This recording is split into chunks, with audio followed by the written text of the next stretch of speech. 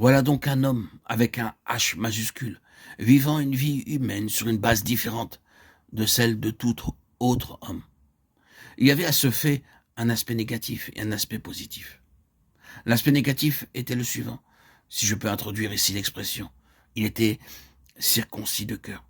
Cela veut dire qu'il était complètement séparé du principe du moi en tout point, dans son intelligence, son cœur et sa volonté.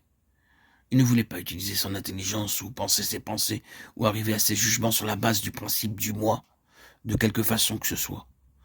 Le moi n'avait aucune place, ni dans ses sentiments, ni dans sa volonté. Voici donc un homme qui a une âme, une intelligence, un cœur et une volonté, le constituant en un vrai être humain, mais dans l'âme de qui le principe du moi a été complètement mis de côté.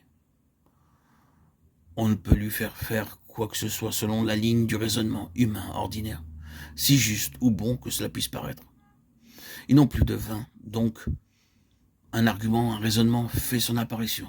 Donc, ceci et cela et quelque autre chose constituant une très bonne affaire pour son intervention et une réalisation.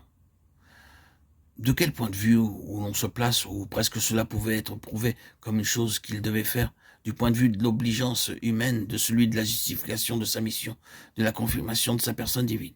Oui, vous pouvez prouver cela en partant de tout point de vue pris un à un, mais il ne se met pas en mouvement sur la base d'une pensée influencée par un genre d'argument quel qu'il soit. La seule considération en ce qui le concerne est la suivante. Est-ce que mon père veut cela? Et le veut-il maintenant? Et le veut-il de cette façon? Ce sont là les choses qui influencent son intelligence, son cœur et sa volonté, son âme. Jusqu'à ce qu'il soit sûr à ce sujet, rien sur cette terre ou dans ce monde, aucun argument ou appel ou événement ne le fera bouger, car il est en train de faire quelque chose. Et nous allons voir présentement ce à quoi il est occupé. J'ai dit qu'il était entièrement circoncis de cœur. C'est une expression biblique. Voyez Romains 2, 29. Il nous faut en comprendre le sens. Cela signifie que dans le cœur a eu lieu une séparation absolue entre deux choses. Si vous préférez, vous pouvez substituer le mot âme au mot cœur. C'est l'homme intérieur. Quelque chose avait été fait en lui intérieurement, et il s'est tenu fermement sur ce terrain-là jusqu'à la fin.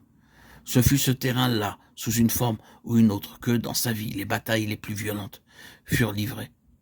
Parfois, l'assaut venait par le moyen du plus intime ami et disciple. À Dieu ne plaise, Seigneur, cela ne t'arrivera pas. Arrière de moi, Satan. Tu mets un scandale, car tes pensées sont celles des hommes. Matthieu 16, 22, 23. Ta perspective est celle des hommes, elle est purement et simplement au niveau des hommes. Je n'appartiens pas à ce royaume des hommes dans lequel tu te meus. D'autres hommes peuvent écouter ton argument, être influencés et persuadés, mais quant à moi, non. Et ce fut ainsi jusqu'à la fin. Il s'est tenu fermement sur ce terrain-là, celui de ce que nous contenterons d'appeler le terrain de la circoncision du cœur intérieur.